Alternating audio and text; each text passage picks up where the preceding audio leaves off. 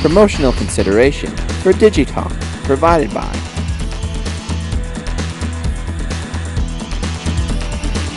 Swag at 67 High Street in Danvers.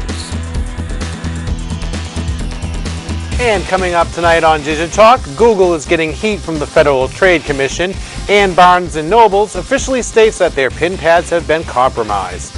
Later in the show, we have Bill's Film Tech Talk and my Game of the Month, so stick around. This is DIGITALK.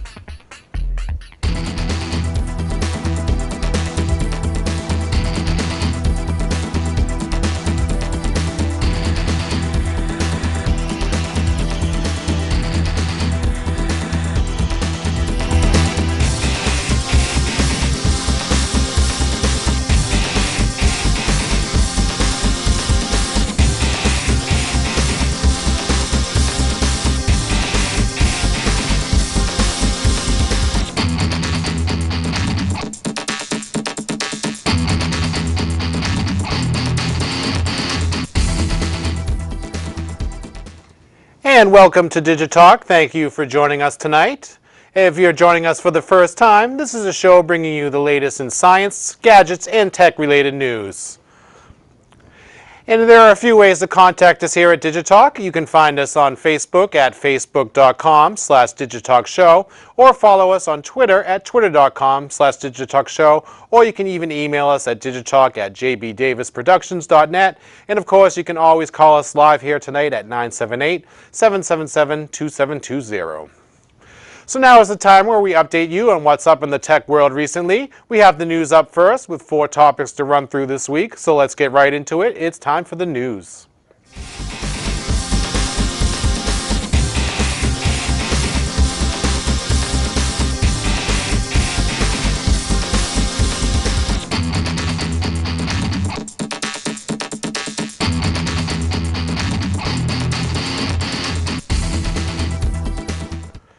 And up first, Smart Deblur is a new program that allows the user to deblur and refocus poorly executed photographic images with just a few mouse clicks. The final products may not be perfect, but through the use of signal processing, this piece of software can make the objects in the image much easier to recognize.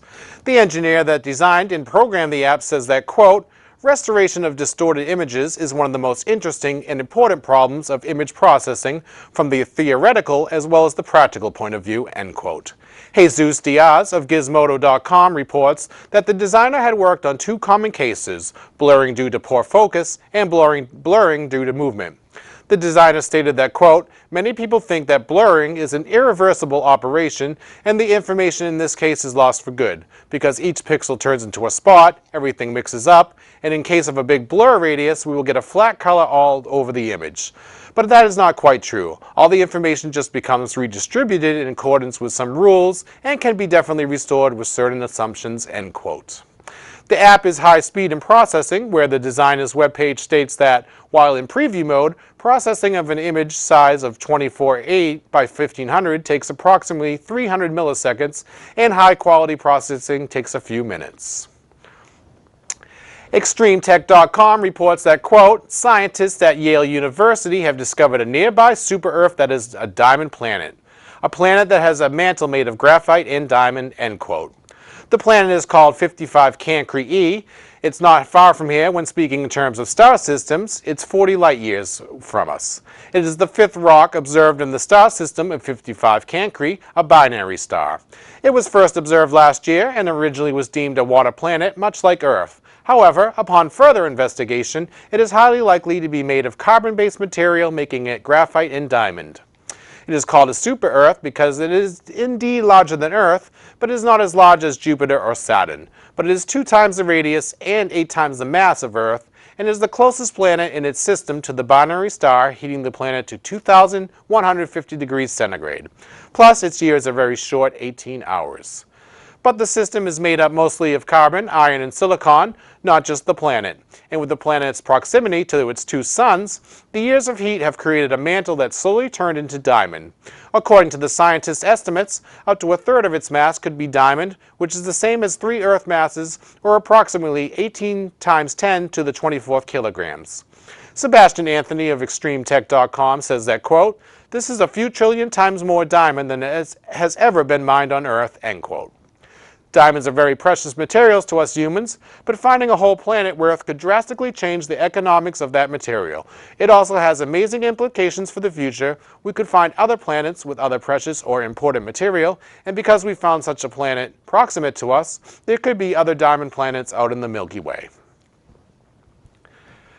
And John Leibowitz, head of the Federal Trade Commission and former aide to Democratic senators, has been carefully preparing an antitrust lawsuit against Google. According to Declan McCullough of CNET.com, quote, Leibowitz took the unusual step of announcing a formal investigation into Google's search and search advertising practices last month, predicting it would conclude by the end of 2012. One report says Leibowitz, the Motion Picture Association of America's former lobbyist, wants the glory of being the regulator who takes on Google. The irony of this unrequited affection is that Google's employees and executives likely would not be targeted if a Republican were inhabiting the White House, end quote. Judge Robert Bork, a critic of aggressive antitrust suits, says that, quote, none of the purported antitrust problems that Google's critics have raised indicates that Google is behaving anti-competitively. He went on to say that, quote, given the serious factual, logical, and economic flaws in the antitrust complaints about Google's practices, one can reasonably conclude only that Google's competitors are seeking to use antitrust laws to protect their own market positions, end quote. Jim Harper, Director of Information Policy Studies at the Cato Institute, a free market think tank, stated that, quote, the love shown to Democrats by Google has not resulted in any material policy benefits, end quote. McCullough writes in his article that, quote, the Bay Area remains politically democratic with a strong streak of cultural libertarianism, and its engineers and executives tend to be hostile to conservative views on abortion and gay marriage. Until, of course, a Democratic administration's antitrust attack becomes existential threat, end quote. There's no word from Google thus far about whether they are gearing up for an antitrust defense or not. And finally, Barnes & Noble, the giant book retail company, says that 63 of its stores have had its pin pads tampered with after they conducted an internal investigation of every pad in each store. According to the company, the tampering was, quote, a sophisticated criminal effort to steal credit card information, debit card information, and debit card pins, end quote. Ben Gilbert of Engadget.com says that Barnes & Noble has suggested that anyone, quote, who may swipe their cards at affected locations to alter their debit card pins as a precaution, as well as to keep an eye on any credit card statements for false charges, end quote. The pin pads were implanted with bugs that recorded the credit card numbers and pins. Barnes & Noble says that each store's computer swipes were not affected, so since September 14th, all customers' card swipes have been made only through the cash registers and not the pads, whether affected by the implanted bugs or not.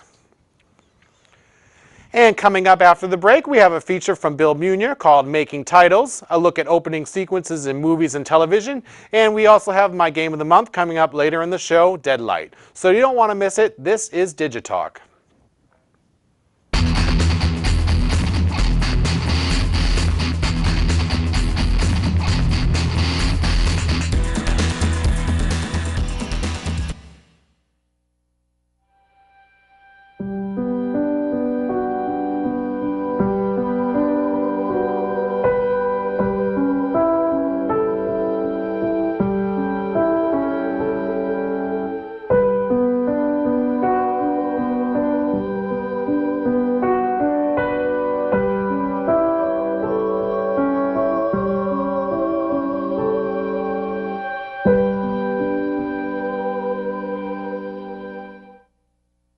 Diabetes can destroy your life.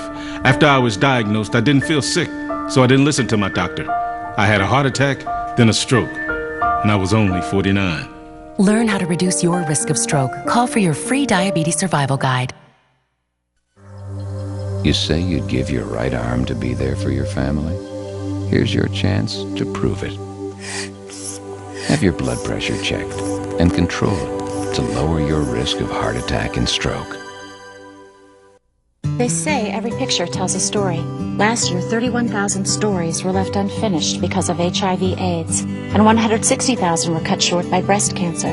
But this is about DVT, deep vein thrombosis, and its potentially fatal complication, pulmonary embolism, that ended 300,000 stories last year. more than AIDS and breast cancer combined. DVT is a blood clot, usually found in the leg, that can break loose and travel to the lungs where it can be fatal. Some risk factors include obesity, recent surgery, restricted mobility, respiratory failure, and advanced age. There's one story I know by heart. It's about an NBC correspondent, a young husband and father named David Bloom, who died of DVT-related complications while covering the Iraq War. I'm Melanie Bloom, and I tell David's story so others will be able to write happier stories and reduce their risk. So please talk to your doctor about your risk of DVT and visit preventdvt.org. And thank you for joining us here at DIGITALK. My name is Jay, and I want to let you know that you can find our latest shows on DCAT servers at danverstv.org. You'll find these shows and all of DCAT's recent shows by clicking the On-Demand menu button at the top of the page. And tonight, Bill Meunier has prepared for us a little something that he's calling Making Titles, a look at how movies and television shows create intros. So let's get right into it. Here's Bill.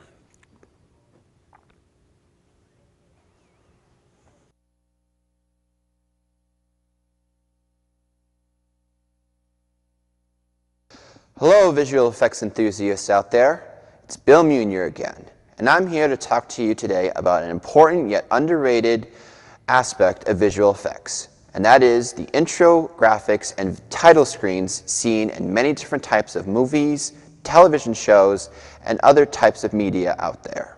There are many different types of these openings, and they have been seen in many different types of ways in different types of films. Such film series include the James Bond movies, more specifically Skyfall, which is coming out in November. Some of these title screens have also been seen in different television shows, seen in like different dramas such as Fringe or Elementary or The Big Bang Theory. And they incorporate a lot of different elements such as different pictures, graphics, particle generations, text. There's a whole vast variety of these types of elements that you can incorporate into these title screens.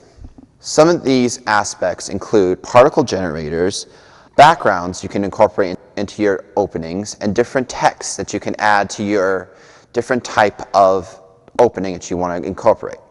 Now the key that you want to do for this type of thing is you want to pick a concept that you want to add, like say, take the Big Bang Theory movie, television show for example.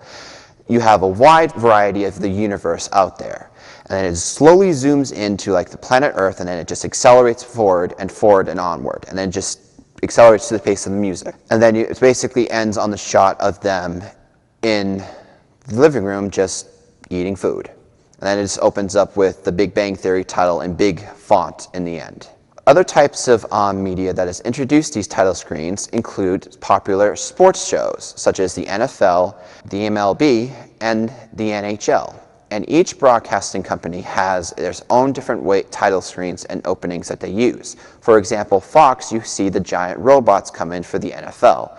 And other types of titles, you have different types of title screens and such that you can use. For more prevalent information on how you can create your own different type of title screen and intro, check out After Effects tutorials on websites such as videocopilot.net and creativecow.net. They have a wide variety of tutorials that you can use to create different types of title screens, such as how to create different particle explosions with titles, how to generate fade-ins, wipes, and vast varieties and vast quantities of that. But it all comes down to you, the visual effects enthusiasts and you digitalkers out there, on what you want to do to create your title screen and how you want to create your opener. And we want to thank Bill for that wealth of information, our resident After Effects guru here. I definitely recommend that you check out some of the links that he mentioned there if you want to try out some of the stuff on your own. And we still have more to come up here on DIGITALK. Stay tuned for my game of the month, Deadlight. Find out what this game is and my rating for it. So stick around. You're watching DIGITALK.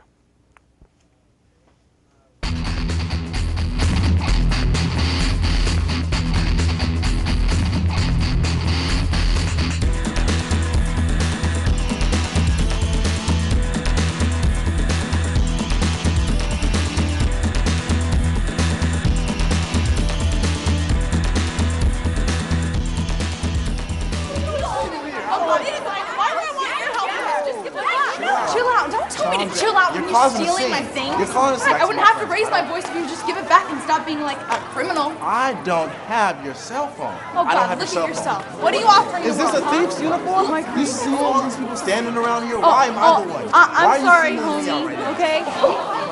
What? Don't make this a big deal. Just give it back, okay? Did you see me? Did Yes, you see and you me? know, I just know you took it. Where are Look your at yourself. witnesses? Look at Where are your yourself. witnesses? You took my What? phone. Did you see me? Did you see me? Hey, you left us in the bathroom.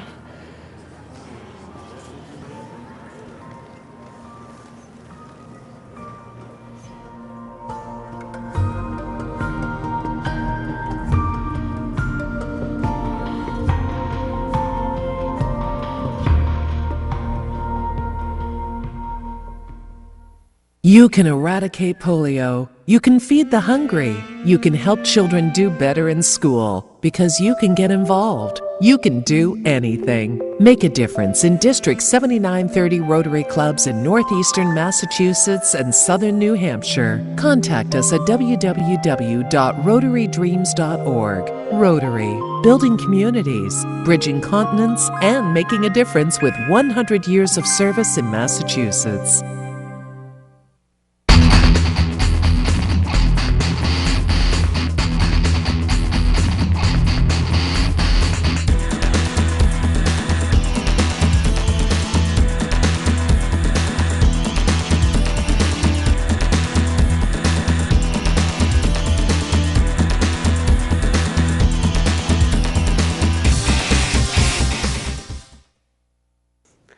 And welcome back to DigiTalk. Thank you for joining us tonight. If anyone has any comments on any topic, feel free to email the show, and there are several ways you can do that.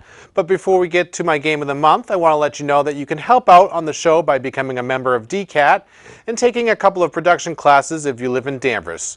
Just come to DCAT and let us know, or you can email us at digitalk@jbdavisproductions.net. This is a great opportunity for those that wish to get into the news business, or for those who just want a taste of what it would be like to be part of a fast-paced show. Come join our crew and be part of the fun.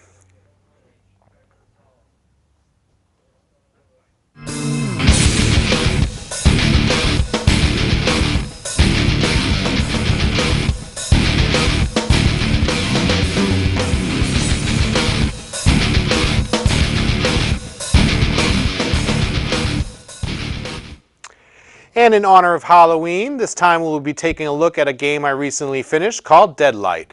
And fans of the survival horror genre and zombies will really find something to enjoy with this game. The game is available now on the Xbox Live Arcade and Microsoft Windows, and was developed by Tequila Works and was published by Microsoft Studios. Without giving too much of the plot away and to avoid any major spoilers, you play as the character Randall Wayne. The year is 1986 and the place is Seattle, where society has been overrun by a deadly virus that reanimates the dead. Randall is in search of his wife and child, who he has become separated from, and has joined a few other survivors in his quest to reunite with his missing family.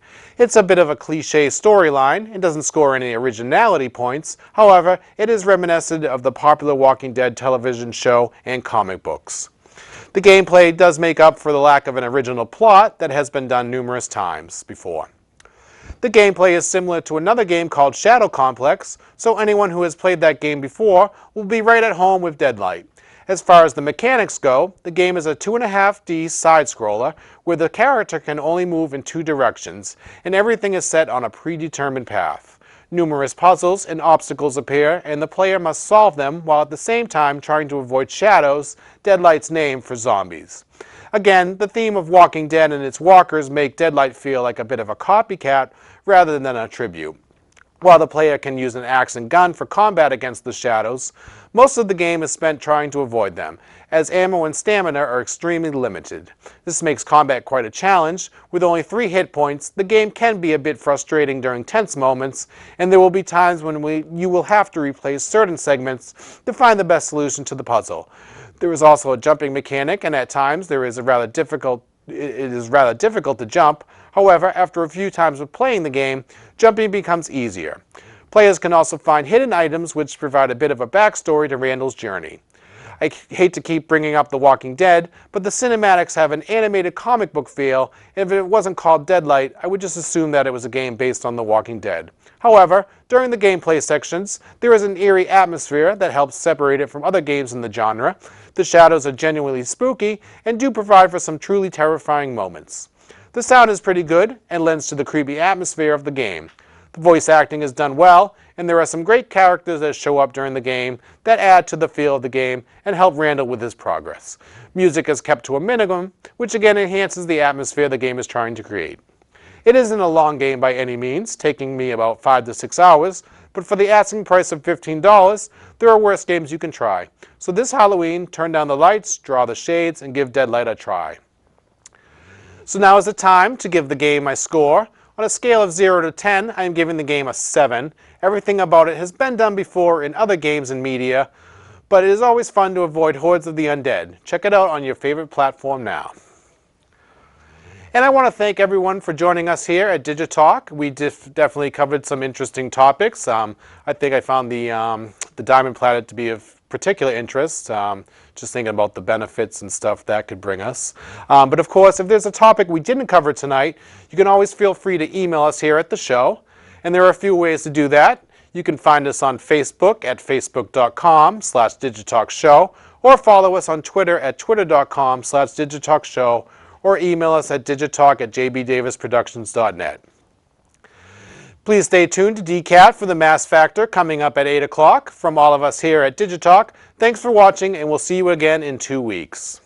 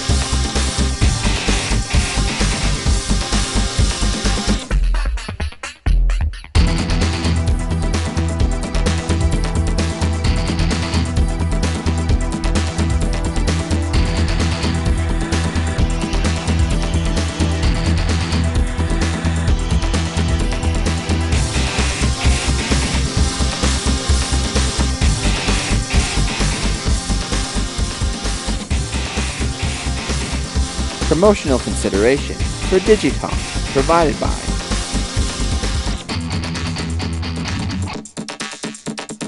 Swag at 67 High Street in Danvers.